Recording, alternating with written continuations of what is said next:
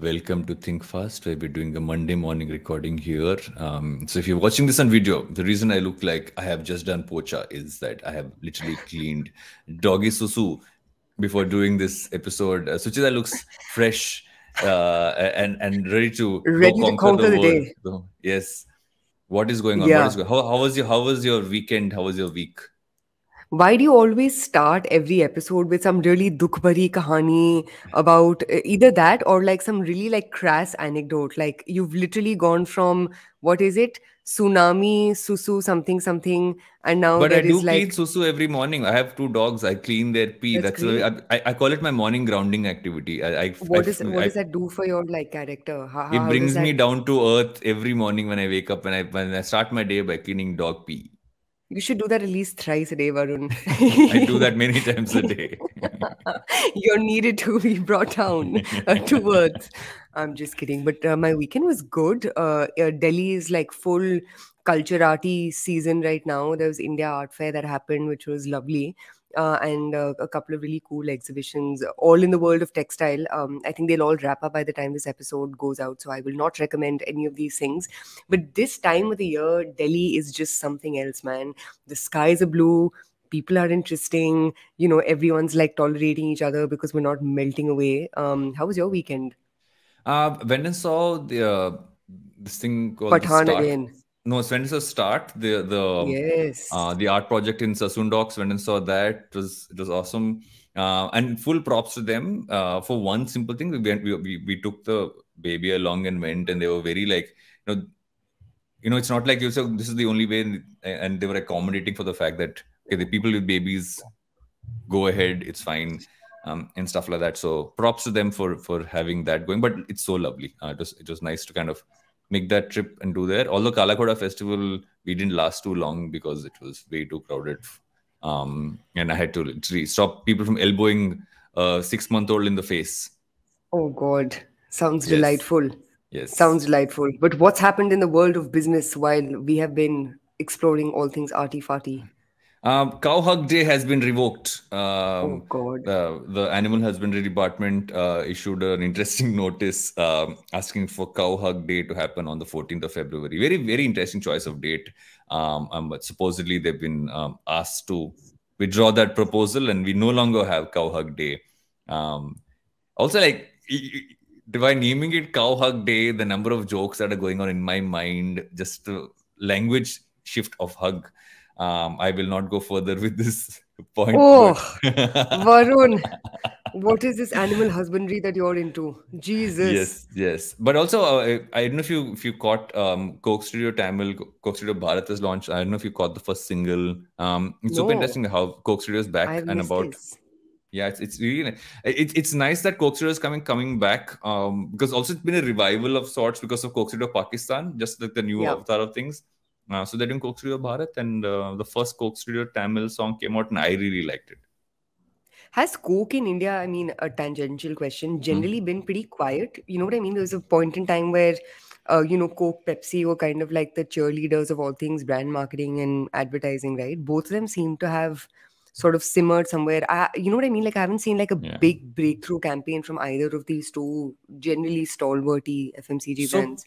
Coke is still kind of so Pepsi's genuinely reduced their marketing budgets over time. They've really kind of Hmm. compressed that whole thing down. I think Pepsi in general hasn't really grown as much, but I feel that Coke's kind of been generally silent for a long period of Hmm. time. They've been doing things on and off, etc. Although guess who's in the new thumbs up ad and looking awesome as ever? Akshay Kumar. Shah Rukh Khan. Shah Rukh Khan's a thumbs up Oh, brand no ambassador. Yeah, yeah, way. yeah, yeah, yeah. So Go this whole thing. SRK. Yeah, there was an ad that came out a few months ago. There's a new one that just came out. Again, really fun. Hmm. Shah Rukh Khan-esque ad. I think it's interesting to see him move from Pepsi at one point in time to now doing thumbs up. So yes, that was fun to watch. Speaking of Shah Rukh Khan, did you catch the Deepika Padukone Shah Rukh Khan skincare video? Of course I did. It was So lovely. cute, so cute. Yes. Very nice to see them. And you kind of forget, I genuinely forgot that her first Bollywood movie was with the legend Yeah, himself. yeah. But it was good to see them. By the way, I have been trying out Deepika Padukone's products. They're quite good. I know they've been, I don't know what it is. I don't know why Deepika Padukone always faces the wrath of the internet. Like, I remember when she launched her brand, all these beauty bloggers were just like, oh, sick, another celebrity, makeup brand, and oh my God, so overpriced, and this, that, and the other. But she really seems to have, caught a break with 82 East, and the products are actually, in my opinion, fairly good. Though Jalasmi tells us some random Twitter influencer would disagree. There's a bunch of not Twitter, Instagram influencers who disagreed. Have you tried 82 East? No, I have not. I need to try. My I haven't updated my skincare routine yet. It is awaiting a revival. Revival. Yes. Yes. Also, I don't know if you saw this other thing where this is an entire battle on Twitter about people from the north saying that how can you say tu instead of saying up? Do people in Delhi call each other up only? Oh Don't you say God. tu as well? Dude, I ignored this whole, like, some things on the internet. I'm just like, it's not even worth getting into, not even worth talking about. But in Delhi, I don't know. It depends on the weather. When the weather is as glorious as it is this morning, we say up. Otherwise, it's, whatever catches our fancy.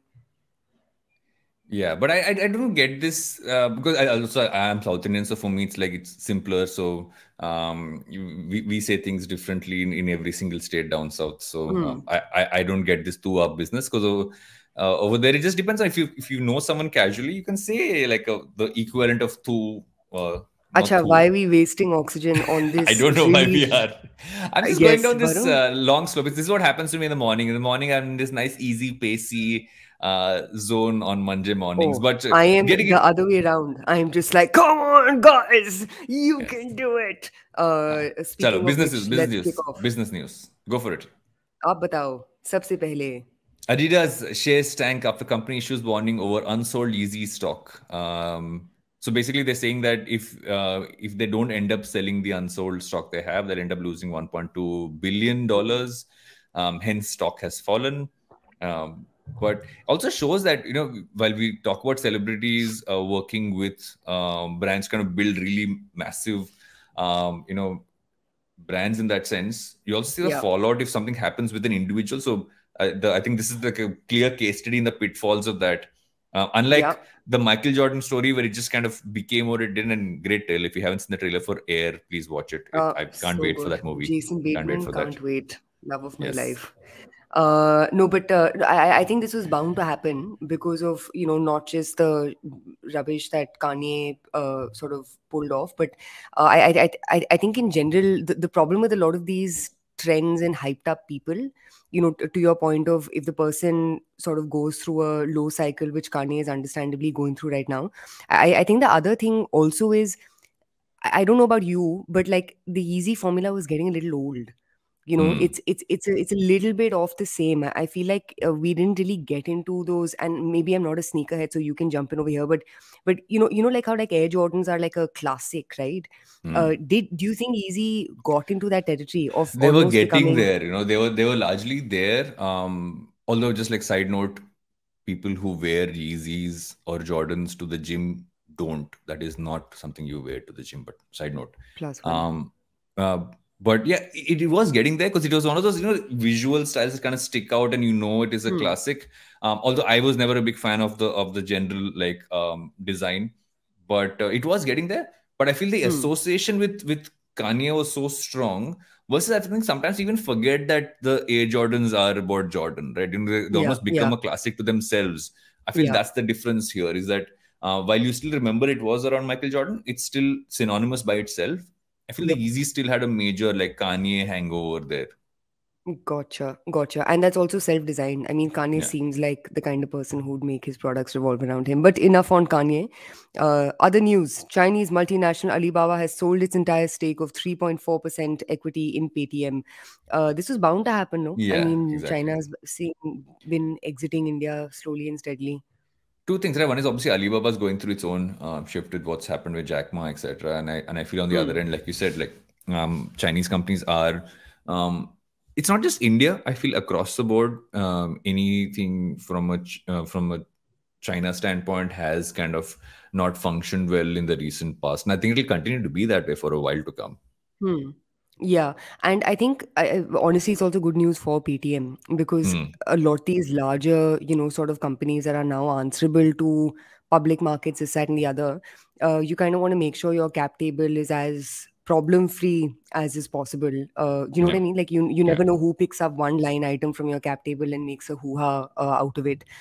So this is good news for PTM as well. Moving on, Hermes wins Meta Birkin NFTs trial. Do you want to Explain tell our this. Explain listeners? this. You I was explain going to this. ask What you to. happened? Acha, fine. So basically, guys, Birkin is a very popular Hermes bag, sells for like tens of thousands of dollars. And Wasn't when the Bagworthy NFT, a Amaze bag? it was a, yeah, it was. It was a Yeah. Hermes Kelly. Bagworthy in Uh, Zindagi Na Milegi Dobara was Look at an you. Amaze bag. Man has his eyes out for bags. Love it, love it. But in any case, so basically, there's a gentleman called Mason Rothschild who made essentially like digital renditions of Birkin bags, and those were sold as NFTs. And obviously, Hermes, which technically is in the business of collectibles, like their whole business hinges on Hermes continuing to be a collectible, and a lot that false scarcity is, sort of created by the brand. They obviously took this guy to court, and understandably so also won the trial. But I think the larger sort of question over here is, in this whole universe of renditions, you know what I mean? It's such a Yeah. gray line. It's almost as if, like, what if you drew a drawing of a Birkin bag and sold it to someone for 10 rupees? Can Hermes come after you? Yeah. What's your take on this, digital ownership plus plus? I guess it kind of comes down to the scale. If you're like, if you know, if it's at a smaller scale, I don't think any of the brands really care. But if you're kind of building it up to a certain scale, then they will come after it. Um, and I kind of see why as well, because Hmm. digital products are pretty much going to be a thing for the future. NFTs, while right now the NFT market isn't the greatest, Hmm. it is not like it's going to go away. Hmm. So it might be a good thing. You'll eventually come down to a licensing piece. I feel it's like using a music track in a YouTube video, right? You get a notification saying that that there's a copyright infringement. Hmm. So I feel eventually it'll become something like that. You'll have an automatic tracking of sorts if it's a similar piece there. Um, Hmm. and I think that's the simplest way to do it. You don't have to go look for it and file cases. Just get a notification and you know that you're infringing. Yeah, yeah. In Rothschild, though, previously told Business of Fashion, this is my artistic take on an icon, my remix, which again is, and his jurors use this whole sort of, narrative of freedom of speech and this, that, and the other. That became his side of the argument. So all these things actually only happen in the US. You know Yeah, what I but mean? get Like permission this was, before you do it. yeah, yeah, Um, yeah, yeah. Concur, concur, concur, concur. Um, Twitter Blue launches in India. Have you seen the list of features you get for 900 rupees a month? I have seen the And list of jokes on the internet, and they are the fact vartaj. that you can get for 650 rupees on their website. But so here's my thing: you can't say you will see less ads. Hmm. You have to say either you get no ads, which I the reason I pay for YouTube, and I know you don't pay for YouTube Premium, Yeah. is because there are no ads. But here is saying less ads. That yeah, less ads is a very like random statement to make. But Hmm. I do see people paying for it. Hmm. There'll be enough people who will want that blue tick, who will Yeah. pay for it. I do not have a blue tick on Twitter. I'm very fine with that. Very chill about it. But I feel the other one was, which I was intrigued by, is that allows you to upload longer videos. Um, Hmm. so that was an interesting one, just to kind of see where they might be taking this, because they have spoken about obviously sharing revenue with creators. Yeah. Elon's tweeted this, and Mr. Beast is responding saying, okay, this could be a game changer, etc. And then Hmm. there is definitely a push towards video. You're seeing more video suggestions even in the trend section. So Yeah. there is something happening on the video front. So that's the only thing I got out of this, but I wouldn't pay this money. Yeah. More expensive than Netflix with Yeah. shittier content. So Yes. yes, unsurprising. In other news, Chinese tech giant Alibaba is working on a Chat GPT rival. At this point, who isn't? Is my question. Next thing you know, that you will have Patanjali has its own Chat GPT rival coming up very soon. At the rate at which we're going, everybody has a Chat GPT rival. Um, Yeah. But have Unsurprising. it would I be really agree with funny you. that somebody makes a chat GPT rival, but you realize behind it, it's not really a machine, it's one dude typing away. Have a Yes. visual of that, like a chat GPT machine, but this is actually a person inside typing responses while they That Google sounds it. like something you would do. I would do that for sure. Yeah, it would actually be funny. You know what I mean? Like just like take over ChatGPT for a day and like fuck around with it. Did you, by the way, see this thing? I don't know if you saw this. It was on Twitter. Someone's got a chart thela called Chart Chat GPT. GPT.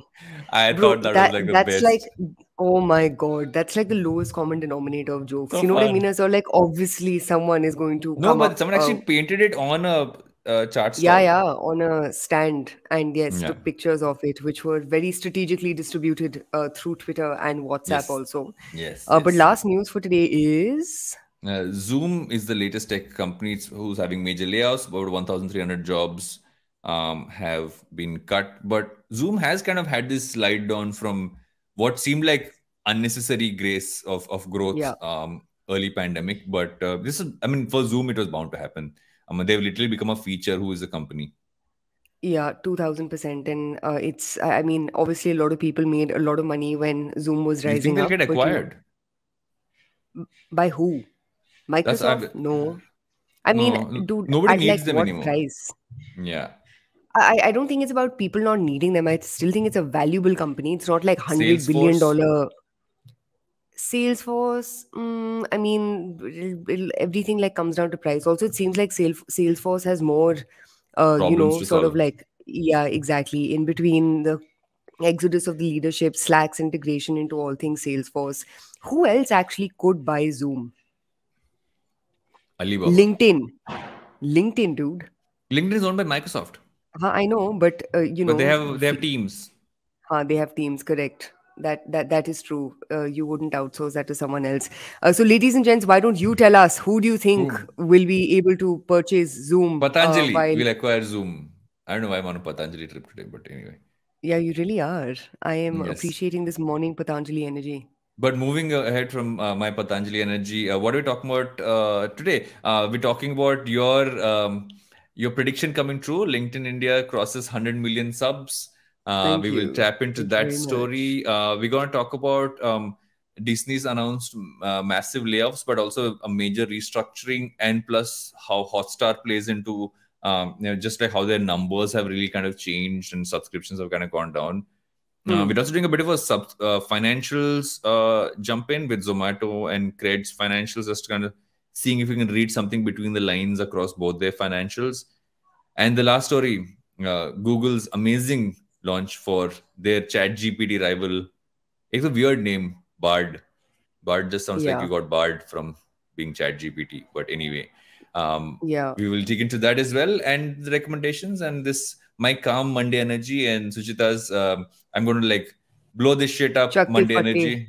But Yes. we'll take a break right now and come back right after that for finally for saying that Suchita got a prediction right. Welcome back to Think Fast. Or okay, fine. You can gloat. You can gloat. Start. What did you predict and I what was came right? right. Dude, okay, first off, literally everything I said was like check, check, check, check, check, ka-ching, ka-ching, ka-ching. I wish I could get paid for my predictions. No, but this one I'm especially proud of because, not only did I get it right, this company has actually delivered on the numbers that were needed for me to reiterate how right I got this prediction. So, ladies and gents, LinkedIn India has crossed 100 million subscribers and sorry, members, not subscribers. That's the wrong word. With a 56% growth in its member base over the last 3 years. The country solidified its position as the second largest market for LinkedIn globally, LinkedIn Hmm. said in a statement. So, before I sort of run multiple laps around this particular piece of news, This show is hosted objectively by speaking, Nostradamus and Nostradamus, but okay, go on. you really thought of that joke for 2 minutes. Yes, I did. Uh, appreciate dad jokes in the morning. No, but genuinely speaking, what do you think LinkedIn India has done a kick-ass job of? I know you speak with the teams there. So a few things, right? One is I feel they have a very strong and very sorted creator team. They've really Hmm. worked with people to onboard them, almost like and do the simple things right. They send across like an emailer on I think a couple of times a week, telling you new features and what you can kind of use, even like trending topics, etc., that you can write content on. So they engage with the community a lot more, and I feel the products and features they've launched have been done in a smart way.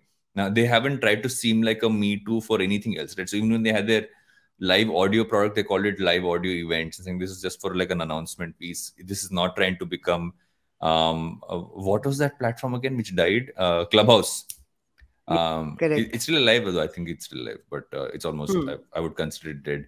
And just like pieces like that, I think they've done it really well. They've rolled it out well. And I think in Hmm. India specifically, because we're at a certain stage in just the growth of the what do you call, the more professional workforce, it's a Yeah. great time for a platform like this, because people over there really kind of wanting to showcase themselves as professionals a lot more. And I also feel the chaos at Twitter has added to LinkedIn really becoming more solid as well. So the chaos Hmm. on Instagram at one end and Twitter on the other end, for different reasons, has led people down to saying, okay, what are the stable platforms? There's YouTube and there is LinkedIn, and that's where Yeah. they're kind of going. And also, if you want to write content and not just make Hmm. videos all the time, all that stuff, this is the best platform. And I've actually seen this firsthand, that written content performs really well on LinkedIn, versus even you putting a video up occasionally. How interesting. No, so, just to take a cue from that, I think in India, there's two types of businesses that work, right? One are those that help you make money, and the other are those that help you save money. And I think, LinkedIn has very squarely obviously fallen into that prior sort of bucket. And I think for exactly that, it'll continue to grow. What will be interesting to see is, there were a bunch of competitors who came up around LinkedIn. There was something, I'm forgetting what it was called, but it was focused more on like blue skill labor. But I think the toughest thing for LinkedIn to now sort of figure out is what is a blind spot that it's not noticing, specifically in the Hmm. Indian context. One could, Yeah. for example, be this blue skill labor thing with Jake. The second could be LinkedIn, from whatever my experience of it has been a fairly like English first, sort of platform. Yeah. Will they go down the, Facebook route, and try to play the Mao Dao Wow kind of game? So I think what would be interesting to see is what trajectory, what are the metrics that LinkedIn would value. Would they value optimizing for overall number of members versus, for example, paying members or paying subscribers? Hmm. As I know we guys are going to discuss in the next couple of stories, what we've squarely seen in India is a number of people who first and foremost are in these, more like white collar kind of jobs. The proportion of them is still squarely small. So, for example, the largest share of members in India on LinkedIn come from categories like software and IT, followed by manufacturing, corporate services, finance, education industries, so on and so forth. How large are each of these industries in silos? You know what I mean? Yeah. From a labor skill perspective. Any thoughts on that? Any thoughts on, what direction will LinkedIn take? Will it become like a social media platform with advertising as a revenue model, or this like top of I funnel? feel that the recruiting part will always be one of their biggest. So the big difference there is this, right? Is that they make a ton of money off just this paying subscribers for their entire, from the recruiting front. And for instance, I've had that Yeah. for years. I don't have it anymore because I'm not recruiting at the scale at which I used to. But I Hmm. always have that because it's always becomes a better way to kind of connect with people. Um, Hmm. the big, I think the opportunity for them, which they've, I know they're still pushing on that in India and globally as well, but it's learning, right? So they have LinkedIn Learning, Yeah. which is a core focus. But I feel that if you're already in this space and skilling, it's a natural thing for you to take over that. It Hmm. still doesn't feel seamless in my head. It shows up on feed, and I know it's a separate platform as well. Um, but I know that's a core focus for them globally. So I think that will be interesting to tap into. Hmm. I'm actually intrigued by there's this whole thing called the LinkedIn Podcast Network, and what they're doing with that, where they've actually been almost like syndicating a bunch of shows by literally making LinkedIn sponsored. And Interesting. across categories, they're literally been sponsoring podcasts. So like Colin and Samir, who do like a podcast on the creator space, is a LinkedIn sponsored podcast. They're picking like each category and sponsoring those instead of making their own shows. Yeah. And I feel they're going deeper into learning for sure. And but the Hmm. only thing is, how do you seamlessly make it a part of social plus learning plus also recruiting? Yeah. They'll have to continue to balance it. They've balanced it so far. by really Yeah. growing. Let's be honest, like even like what, 4 years ago, 5 years ago, if you said LinkedIn was for social networking, you wouldn't even look at it that way. You thought it was a monster competitor. So that switch has been done really well. But I think learning is where their future is, more than trying to become like an advertising driven social network. Do you think all these businesses will always be a sum of parts? Do you know Hmm. what I mean? Like it's almost like you need to have these bits and blobs and pieces. Yeah. Especially in categories which are not pure content consumption categories. It makes sense, right? Because at some point, having multiple sources of revenue always helps. And while it's important for everybody to have advertising, I feel it can't be the only way you make money, because you're putting all your Yeah. eggs into that one ad-driven basket, which again, like it changes everything from how the algorithm functions to what content gets prioritized. I mean, you're seeing that clearly with Facebook and what happened there. Um, Yeah. and although Facebook growth seems to be going up, so Mr. Zuck is doing something there. But Yeah. I feel in general, keeping this multi-pronged thing helps. And if you have like even a smaller set of paying consumers for a specific service, even if you're a social platform, I feel that's like a win-win. Nobody else has that. Yeah. And last question, as a part of this segment for you is, what do you think will be the LinkedIn killer? Because with every platform that becomes bigger and larger, there's this equal push towards unbundling, right?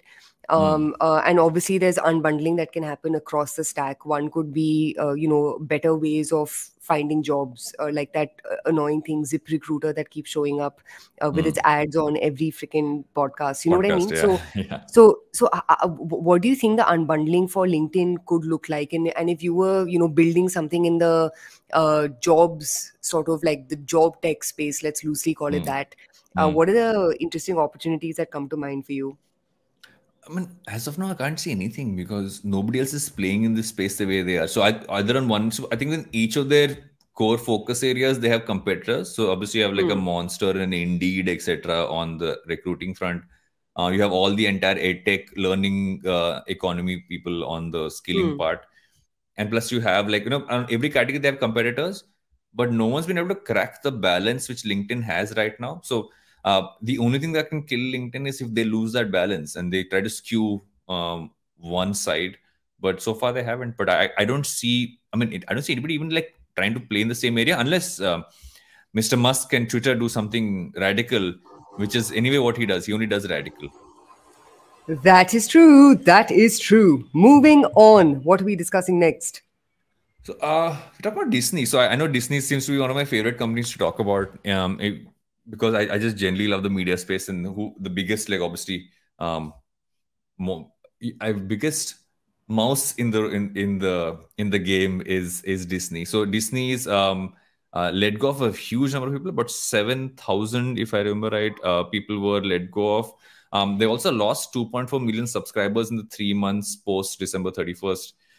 And basically, what you know, you learn from the numbers, you dig deeper into it, is they've actually lost a lot of people on Hotstar, and that's really what's given them that huge drop in member base as well. And so that's happening on one end. So the reason I picked this story was there's layoffs happening, they're Yeah. losing subscribers, and the third front, they had an activist investor who kind of came in and wanted major like cost cuttings to happen so that they can kind of rectify their numbers, etc. And Bob Iger, who just kind of took over with Bob Chapek, did something very interesting with this whole announcement. Right? Obviously, the layoffs are never good, but you're seeing layoffs happening across the board everywhere else. He's restructuring the entire company across the board, and he's making the layoffs a part of that restructuring. I'm just running through how he's restructured it. They basically going to have three core divisions. Okay. There's entertainment, ESPN, and parks experiences and products. He's breaking them into that. He's giving more power to the creative folks again. But if you look at it, because they'd broken up into too many smaller parts, there was too many smaller segments. Now he's making them three big chunks. People are saying the reason why he kept ESPN separate is they might actually hive off ESPN, although he's refuted that piece there. But what's also happened is because of this restructuring plus the layoffs, he's actually been able to not get the activist investor onto his board, which normally people do. And the activist in I shouldn't just keep saying activist investor. Let me find the name. He's kind of pulled out from wanting to be on the board. So it's a bit of a win for him as comeback CEO, but I would Yeah. not call 7,000 layoffs a win anyway. But I feel that Hmm. just generally I'm guessing he had to do this anyway because Bob Chapek, again, like everybody else, pandemic, overhired, Hmm. Hmm. and this again, you have to pull back from there, and they were anyway too complex a business, so they're having to simplify. Yeah, I mean, I know it's easy to sort of like pass a buck on Bob Chapek, and I know that's not what you're doing, but Yeah. Bob Iger was a significant part of the business Yeah. as chairman before his sort of exodus, and let's remember he's been out of the job as heading Disney for how long? A year and a half. Uh, Yeah. you know what I mean? And now he's like back in the role. So I feel like a lot of the problems that are currently apparent about all things Disney also were, orchestrated under his when he was still the overlord. So Uh, weirdly, there's a mixture of things that happened there, right? If you actually hmm, read into all the reports in the insider reports, as soon as he became chairman, there was an entire almost like an internal rift between him and Chapek happened. So while he was still chairman, he was like the expectation is that you're still kind of turning to turn to him for advice, etc. And there was like generally a shift. And Chapek made some very like questionable calls just in terms of how he restructured entertainment, and they lost their yeah, entire yeah. mojo there. Also, I think again, to speak for him, the parks division would have suffered because of the pandemic majorly. But I feel what they've realized, and anyway, this is what they decided when Bob Iger was CEO last, is that streaming is the future for them. But I'm guessing they're looking at streaming as, okay, how do we do this right? Considering even Netflix right now has like, an ad tier as well. So this is Yeah. Disney also rejigging the fact that they won't see as much growth. And Chapek had actually put in extra budgets to make so much more content and put on Disney Plus. And Iger's pulled back that budget as well. They're not spending Hmm. as much as they were going to spend on creating newer shows and content. And so he's pulled back costs on all fronts. It's a $5.5 billion saving. Yeah. So a couple of things. Why do you say that Disney should go all in on streaming, or that streaming is the future of Disney? Because in Um, my opinion, Disney's biggest moat is the fact that it is not Disney's biggest moat is the asset, right? And then distribution of the asset isn't just controlled by Disney only. There are multiple avenues through which that can happen. No, I say all in on streaming, I mean the fact that television is never going is no longer going to be where they get or drive from, and they obviously had a huge television component. And even movies, if you look at it, while the big ones are still on screen, a lot of this is getting consumed on streaming now. So that huge entertainment aspect will go from being largely TV and movie screen focused to being streaming focused. Well, I think the big event films will still kind of be something that push there. But this also shows that the whole TV piece is waning, especially in the Western markets. In India, it's still pretty strong. But you're seeing that happen. What I'm most intrigued by is the ESPN piece, is that they I actually, was gonna say, yeah, because ESPN is their like AWS. It is their yeah, biggest, eyeball and money churner generator. yeah. And also like their membership, it rose to 24.9 million. It increased by 2%. And even Hulu, which they own, another streaming service, it grew by 48 million subs as well. So those two, I mean, have shown some growth. There'll also be questions around how Hotstar is going to be dealing with this, because Hotstar obviously had to change their strategy post losing out on the IPL, which again became a Yeah. point of contention, saying how could they lose out on that? But that buck has now moved. But it's interesting. It'll be interesting to see how this, because what happens with Disney oftentimes shows what will happen with all other networks, Hmm. and especially in the US market, we have some networks who are doubling down on television even now, like Yeah. the Discovery. Warner Collective is still saying TV is a strong focus for them, and Disney saying no. Well, TV is still there. TV is now secondary, and they're just calling it entertainment. And whatever's entertainment, we'll figure where it kind of goes. So there's live and product, there's entertainment, and there's ESPN. Which begs my question: what will happen to ESPN? But last question on this, and then we can move on to the next topic. What in your opinion is a great outcome after all of these changes? Is it that almost that each of these three things become different, run as different PNLs, you know what I mean? Similar to how, like, YouTube, Google, or like Instagram, Meta, WhatsApp, Instagram, Facebook, WhatsApp, etc. would be structured. What do you think is a good outcome of this change? I think it streamlines what became a very complicated structure for them. So you might be able to kind of create more at scale, but yet be doing it in a simpler manner. But I think all companies go through this cycle, right? You simplify and then you Yeah, complicate, and you simplify and you complicate basis where the market is at. But I feel yeah. for Disney, it's almost like a show saying we need to kind of get back towards calling what each of these things are. This is Hmm. entertainment, and this is parks and services, etc. Um, and really give it that level of focus and put the power in the right hands within those divisions. Yeah. I feel that's what it's going to do, at least in the short term. You also, but you never know in the long term what way this goes. You might again start breaking it up into multiple parts. What happens with gaming? What happens with, let's say, their entire metaverse play if they have one, Yeah. and so on and so forth. So there's still all of that to happen. But I feel for right now, this seems to be the right move to make. Yes, Queen. And speaking of right moves, now we're getting into our financial segment where we will give our Sasti Tippani on all things Zomato and Cred and their But before that, financials. we Oh, have to take a break. break. Of course. Break. Yes, for our own Absolutely. financials, which we don't know what they are, but for but for that, we shall take a break and be right back with Think Fast. Hey, it's been another great week on the IVM Podcast Network. Listeners, presenting to you Club Cyrus Says, the premium tier offerings for our podcast. Only club members will get Cock and Bull episodes every Monday, extended and unfiltered versions of guest episodes, access to the Club Cyrus Says Discord server, and audio offerings such as ad-free episodes and early access to guest episodes. Also, members get to decide the topics of the live episodes and get their names on the producer slate at the end credits. Meanwhile, the regular Cyrus Says episode will now stream live on YouTube on Tuesdays at 10 a.m. and the guest special episode premieres on YouTube on Fridays at 12 p.m. So make sure you subscribe to the Cyrus Says YouTube channel as well.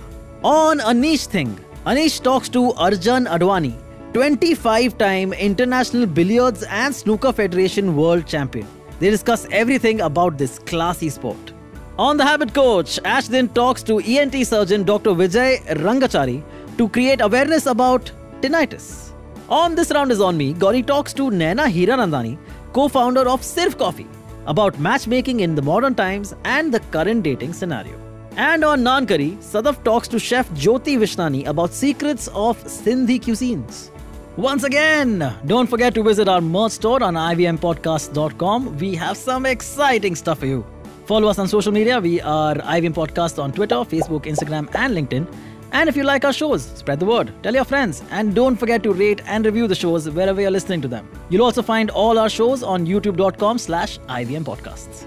And finally, we would like to thank our sponsors this week, Yono SBI, Capgemini, and HDFC Mutual Fund. Thank you for making this possible. Welcome back to Think Fast, where two people who are not financiers or financial people are going to talk about financials. We didn't have this This is problem going to last be week so because much fun. we had a finance. Smarty I don't know. pants. Smarty Pants. Finance Smarty Pants sounds better than Finance Guru on the show. But I mean, just Zomato and Cred both had their financials come out. Zomato posted this a consolidated net loss of 347 crores, which a year ago was 63 crores. And it was 251 crores a quarter ago. So, but their revenue from operations surged 75%.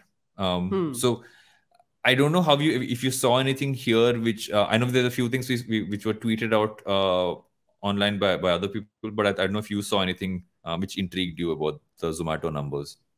Yeah, no. So I didn't really deep dive, into any of these. Obviously, one thing that came up was food delivery as such as a business seems to have had a bit of a slow quarter last quarter. At least that was, one hot take on the overall segment.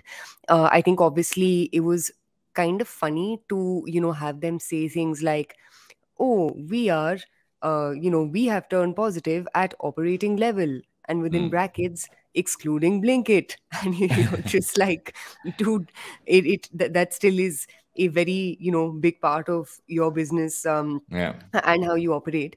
I didn't see any remarkable sort of like announcements as a part of this quarterly result. In fact, I just got a quick ping from the Economic Times where apparently Zomato has pulled out of 225 smaller cities due to quote unquote not very encouraging performance in recent quarters, which totally makes sense. I mean, even in the US, food delivery is still very much a top 10% consumer, kind of a use case, and an app, or whatever.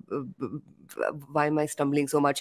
Basically, even in the US, if you look at brands like Postmates or any of these other guys, a lot of their business is dependent on your alpha consumers in a country. And I was surprised to even know that Zomato was available in 225 additional cities outside of the top 12 to 14. So nothing specific that caught my eye. What about you, man? Sajid Bhai actually had this interesting tweet about Zomato's users, right? That Yeah. 5% of Zomato's users account for 45% of its total orders. And which means basically they're greater than 50% of the total value.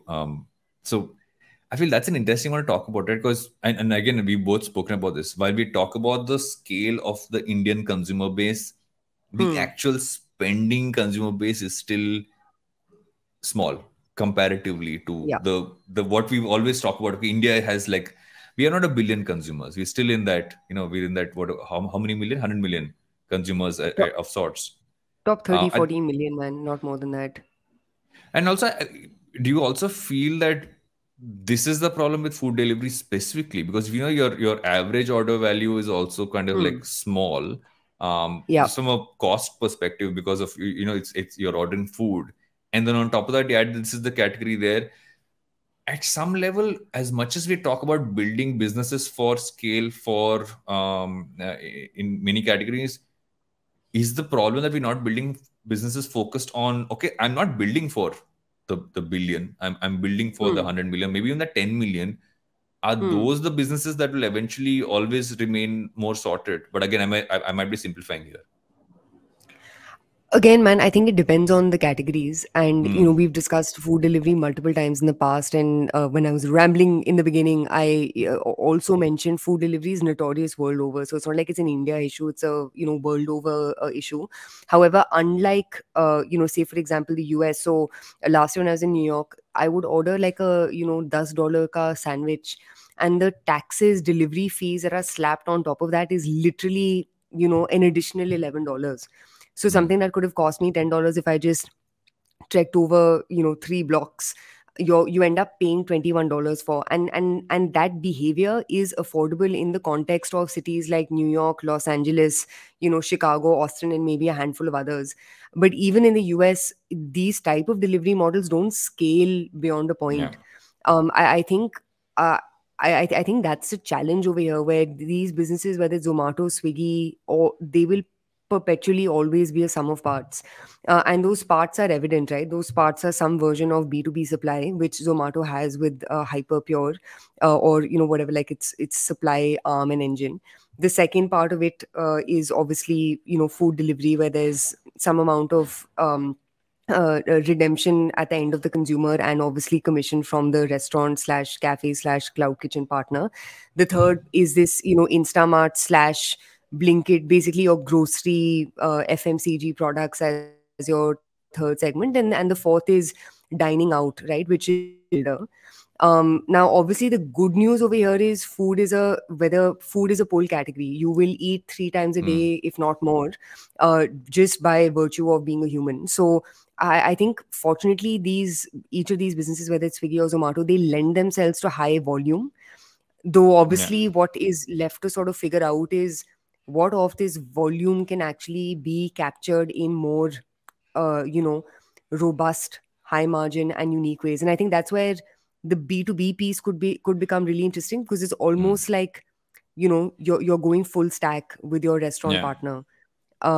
So I think that would be my There's another thing which financial take. Govind Vashne on Twitter as well, on the same he replied to the tweet that Sajid put out on Zomato, saying that Blinkit actually has a more diverse base, They only present, and maybe because they're only present in top cities, so they have an average order value of 550 rupees. Yeah. And so Which is that could be terrible, by interesting. the way. But if you look at the fact that they're only in like small places, and they're seeing that average number of orders per person per quarter is 10 orders, which is, I mean, if you look at the smaller base and this, and I agree, it doesn't seem like a large number. Do you think that's why 550 they're is not a combining it with? ridiculously low AOV. I mean, I'm But actually also shocked it's this small. But also it's quick commerce, right? So which means what people are ordering are very basic things there. But I mean, but then we're like digressing into a whole other thing, which is quick commerce really a It's necessity, not. or Yeah. is big basket the way? You know what I mean? Like I would any day put money into a big basket than I would in any of these, quick I don't know commerce if you read this type news about companies. Dunzo. Just to quickly digress into quick commerce, is that Dunzo is now shutting down a lot of their own dark stores and now moving back to getting a lot of this stuff from, from how they did earlier, get it from the Kirana stores and get from the other Yeah. things as well. So they're actually doing that. So quick commerce, I mean, we've called it for a while. It's not sustainable. And there's no, honestly, the truth is there is no like reason for it to exist. You know what I mean? Like I am generally very tepid on impulse as a consumer domain which triggers purchase, because the problem with impulse is just like lack of predictability and lack of trigger creation. You know what I mean? Like how do you Yeah. build a business around not knowing what consumption triggers for those categories are or aren't? And maybe I'm also saying it because I haven't like read up enough about this space, but for any business to see long-term success, which is why I'm bullish on models like Big Basket, there has to be predictability in purchase patterns. I'm not Yeah. sure if those are very evident in the case of all things quick commerce. Yeah. And so moving from Zomato's numbers to Cred's numbers, Cred also announced their financials, and their accumulated losses of 1,279 crores, but their revenue grew at a larger pace by about 4.4x, which is 393 crores. I still feel Cred's looking for, I mean, it's tough to define what Cred is in terms of the core revenue driver, because they have so many things there, right? They obviously have the Yeah. cash thing there. There is Cred Pay. They also have the store. There's Mint. What is your like broader take on Cred's business? So here's the thing, right? Sajid, in fact, himself had posted this really interesting tweet on market protection, where I if think you this is look a at, sign that we have to go Sajid come in as a guest yes, on the show. Sajid, if you're listening, come back to the show. No, but going back to Sajid's tweet, he identified this interesting sort of like data point where if you look at HDFC, which is arguably the best sort of like company that's come out of India in the past 2-3 odd decades.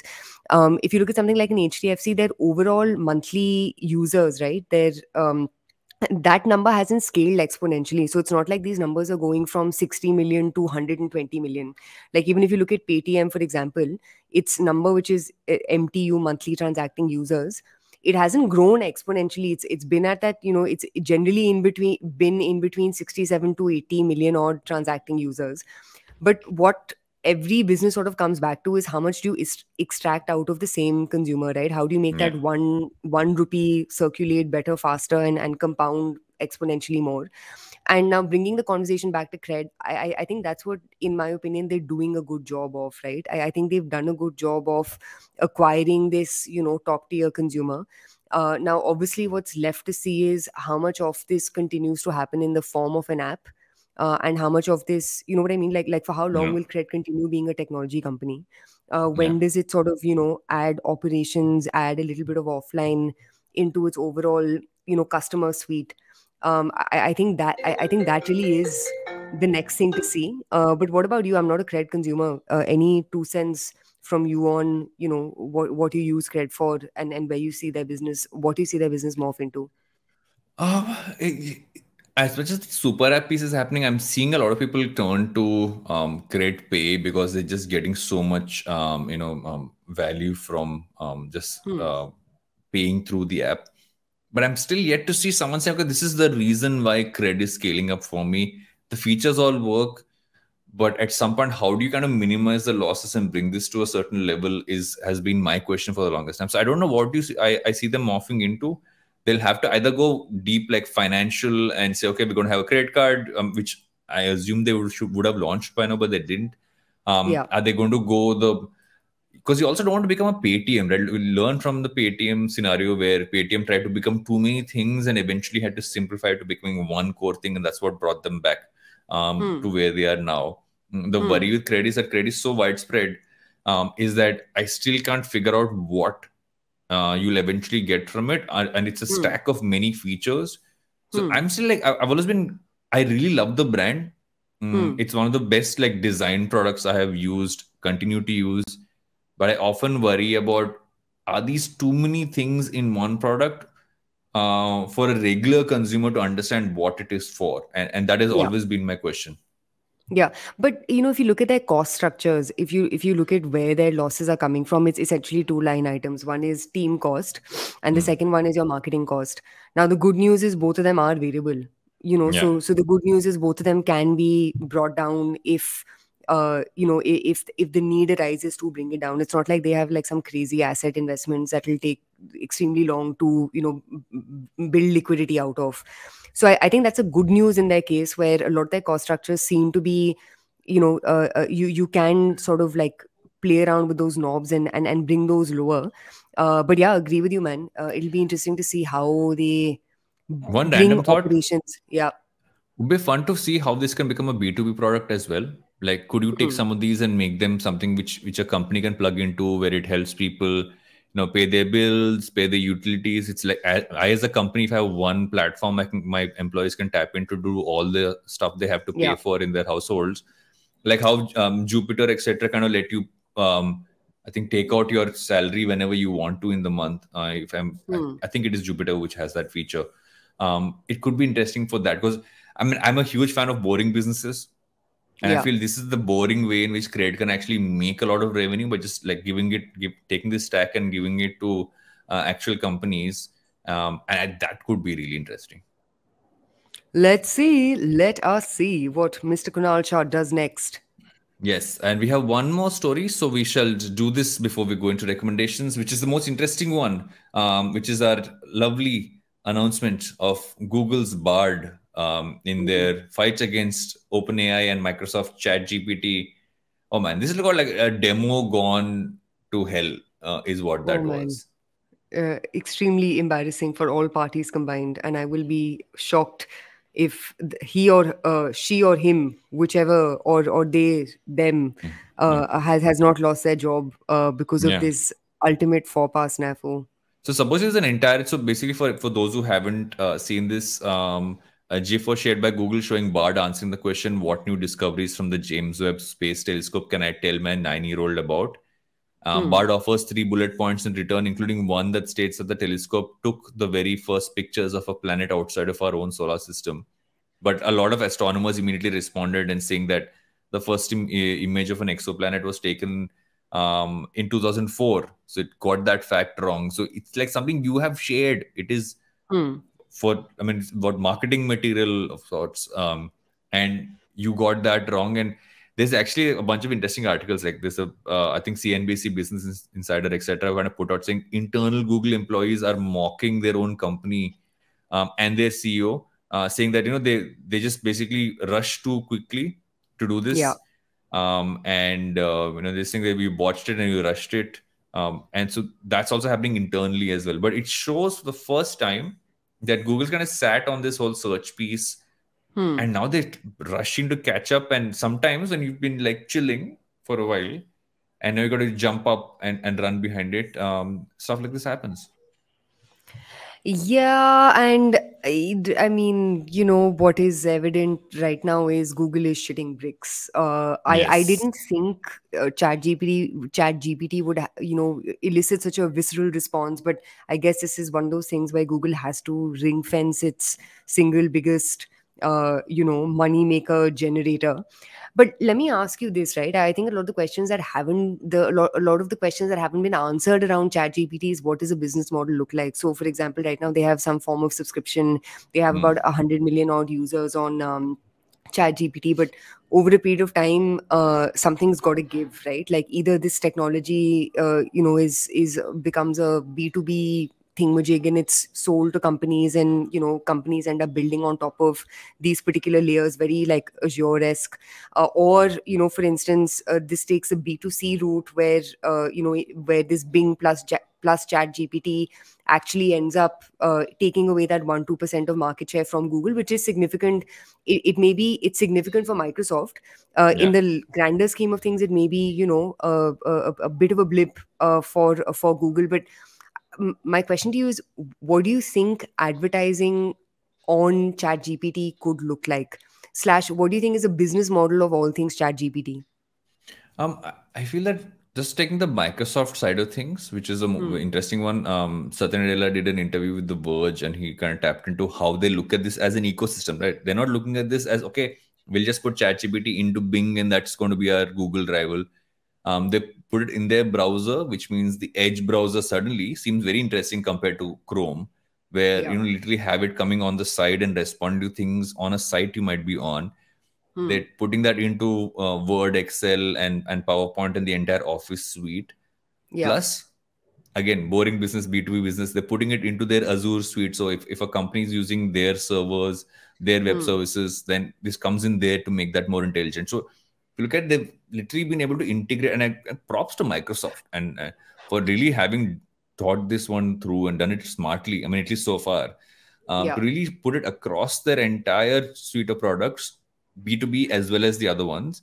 And so for Google, it'll be it's that part, right? Because they haven't been able to really grow that part of it. Their cloud services isn't as big as, let's say, an Amazon or a Microsoft is. So I feel for OpenAI, because of this massive partnership with Microsoft, their monetization from other places this is almost like a showcase for other companies to say, okay, this is how I tap into it. So what stops someone else also kind of do the same thing that Microsoft's doing in some form or the other? I mean, basis they're being allowed to, because I don't know how deep that integration is in the contract with them. But I guess that's the case study. But what you're saying is distribution. So what you're saying is that they've distributed this better. But like, distribution is cool. Distribution drives adoption. But what's finally going to help them make money out of this? And essentially any media business. Microsoft is paying them enough money. So no, I'm saying forget OpenAI. Microsoft may be paying them enough money, but Microsoft's also expecting a return on this investment over a period of time. And sure, that return may come from a growth in market cap.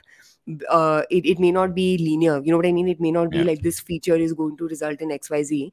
But at the end of the day, even if you look at something like Bard, or Google's whatever attempt in getting into all things ChatGPT-esque, there has to be an ROI on this. I think there has to be a way to monetize this. I feel that it's a stack you build on top of. So it's like almost like a no-code solution, if you call it that. Maybe not a no-code solution, but like you have this almost like, take it almost like a Ruby on Rails kind of a piece, right? So Ruby on Rails, as for people from programming standpoint, was basically you had Ruby, which was the programming language, and you put it on, and it kind of got shifted to being built on Rails, which meant that anybody could kind of use that automation to automate repetitive tasks when you were coding. So you could take ChatGPT almost in that side of things for any company to say, this part I don't have to build myself. I can just literally plug into this as a software service. So I feel that's where they could make a lot more money, because I feel that subscription revenue would be massive.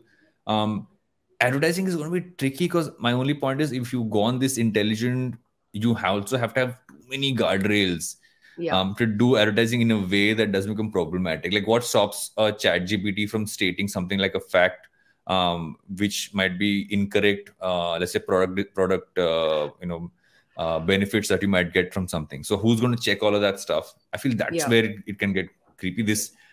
I feel this part could be much easier for them to do, just to plug and play for people to build their products off it.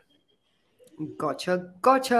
And with that, we're almost done. We're going to take a break. We'll come back while we think about what a recommendation. Oh yeah, I have my recommendation ready. So perfect. Let's go to recommendations. Welcome back to Think Fast, where we're getting into recommendations. I will start with my recommendation while Suchita thinks of hers. I'm recommending this book called The Creative Act by Rick Rubin. Rick Rubin, arguably one of the greatest music producers of all time globally. Yeah. This book is great because it's literally about. So he has this very like almost like yogi aura to him. He's one of the most intriguing people to even visually look at. So the Yeah. Creative Act, which is the book he just came up with, is really tapping into that aura to understand what being a creative person means. And there's so many other pieces. I'm just loving it. I'm quarter way through the book, but I can't put it down. What do you think really caused this newfound love towards all things Rick Rubin? Because he seems to have really sort of, broken into the zeitgeist So Rick Rubin has in always a more mainstream been way. Rick Rubin has always been a core this thing, and Yeah. he also has a fabulous podcast. I think it's called Off the Record or something like some record. I forget, but I've subscribed. It's a Pushkin podcast. So he's always been around. I feel he's also gone on every single podcast lately because his book's coming out. So suddenly Yeah. he's really popped into everybody's feeds in that sense. Yeah. But he's just too cool. Yeah, he's like just like his stories and like just his general vibe and that beard. That beard is a work of art. Yes, that beard has been places. But in any case, my recommendation, I found one, is Ben Evans is, arguably for those of you who, thoroughly enjoy following Sajid Pai, the OG of all things, consumer presentations and just sort of making sense of analysis in new consumer trends, even new B2B trends for that matter, is this gentleman called Ben Evans, who, for those of who are in tech, he's like a demigod of sorts, in the sense, you look up to what he has to say. He has launched his annual presentation. So every year he produces a big presentation exploring macro and strategic trends in the tech industry. And this year, his presentation is called The New Gatekeepers. I haven't gone through it yet because I think it was released about a day or two ago. But for those of you who like all things analysis and, sort of like looking into the future, go to ben-evans.com/presentations and check out his latest on The New Gatekeepers. And that's it for this episode. Woohoo! And you can that's go it, back.